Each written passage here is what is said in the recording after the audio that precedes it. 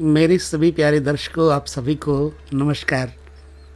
इससे पहले हमने आपको सूर्य के 12 घरों में, कुंडली के 12 घरों में होने का प्रभाव बताया। अब कई लोगों के सूर्य अच्छे हैं और कई लोगों के बुरे हैं। अब जिनके बुरे हैं उनके सूर्य कैसे ठीक करें? इसके लिए यदि आपके सूर्य खराब हैं तो हम आपको इस विभाग में, इस टॉपिक में केवल और केवल उपाय ही बताएंगे। कुछ भारतीय ज्योतिष के साथ और कुछ जो बिल्कुल परफेक्ट उपाय हैं लाल किताब से लिए हुए, और कुछ वैदिक उन उपायों को आपके सामने मैं प्रस्तुत कर रहा हूँ। आप ध्यान से सुनिएगा। यदि आपके साथ सूर्य खराब है आपकी कुंडली में तो क्या होगा, कैसे होगा, तो आपको हम बताने जा रहे हैं। शास्त्रकारों का मत है कि सूर्य अगर अशुभ है तो ऐसे व्यक्ति का शरीर अकड़ा रहता है, यानी अकड़ जाता है और बड़ी कठिनाई से हिलता है। मुख में हर समय थूक आता रहता है। अगर घर पर लाल गाय या भूरी भैंस है तो वो खो जाएगी या फिर मर जाएगी। और अगर सूर्य और शनि साथ हैं तो स्त्री को भी कष्ट होगा। यदि सूर्य और प्लस मंगल के साथ हैं तो साथ में चंद्र और केतु भी हो तो पुत्र, मामा और पिता रोगी होता है। ठीक है। अब यदि सूर्य भाव नंबर 1 में है तो खराब है, क्या करें? आपको खराब फल मिल रहा है सूर्य के 12 यानी लग्न में रहने से।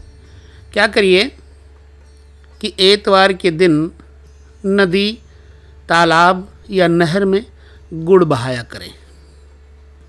बड़ा परफेक्ट उपाय है। अगर सूर्य भाव नंबर 2 में है और ख़राब है तो असर अच्छा नहीं दे रहा, पैसा नहीं दे रहा है, पैसा टिक नहीं रहा है, तो क्या करें?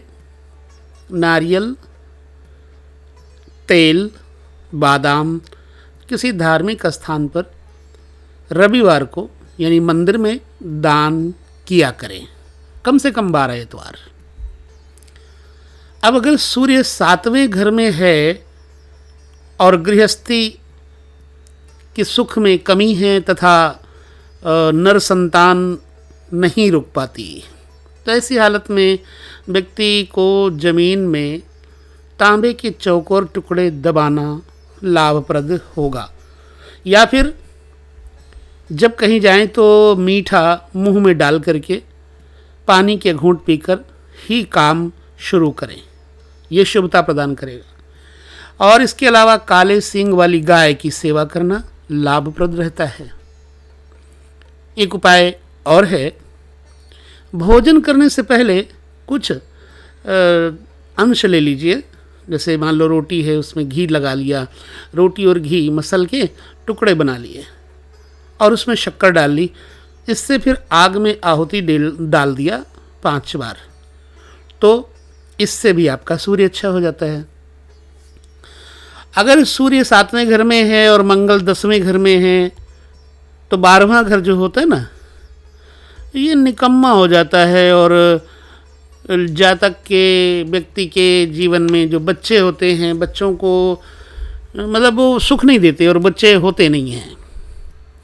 और अगर सूर्य 4थे भवन में है तो मंगल 10वें घर में है तो जातक एक आंख से काना और अधर्मी हो जाता है, ऐसा बताया जाता है। लाल किताब में भी ऐसा लिखा हुआ है। तो यदि ऐसा है तो इसके लिए क्या उपाय करें? हरिवंश पुराण पूजन, हरि पूजन का पाठ करें, हरि पूजन करें, भगवान विष्णु की हृदय से उपासना करें और रविवार का व्रत रखें। एक वक्त मीठा भोजन केवल रात्रि में ही करें। अपने चरित्र को ठीक रखें, अर्थात कुकर्म और गलत कार्यों से दूर हो जाएं। तांबा और गेहूँ रविवार के दिन दान करें। और मकान का मुख्य द्वार पूरब दिशा में रखें। भगवान विष्णु की उपासना के साथ साथ तांबे की अंगूठी दाहिने हाथ की अनामिका उंगली में धारण करें।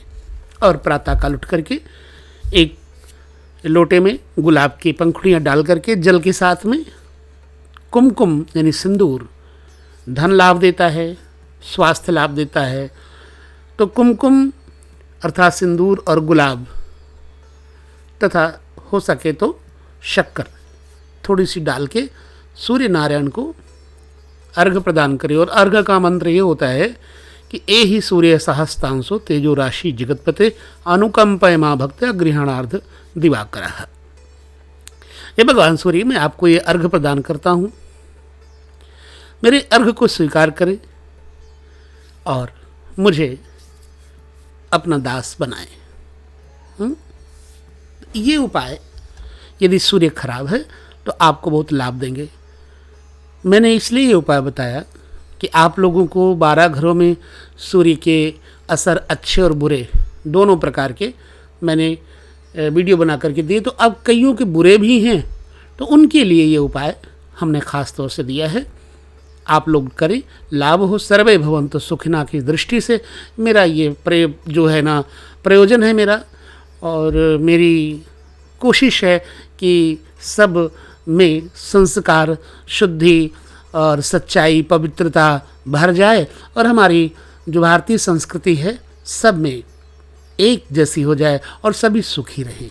बस इसी सोच के कारण मैं आपको ये प्रयास है कि सही मार्गदर्शन दूं और सही दिशा दे करके आपको लाभ में पहुंचाऊं।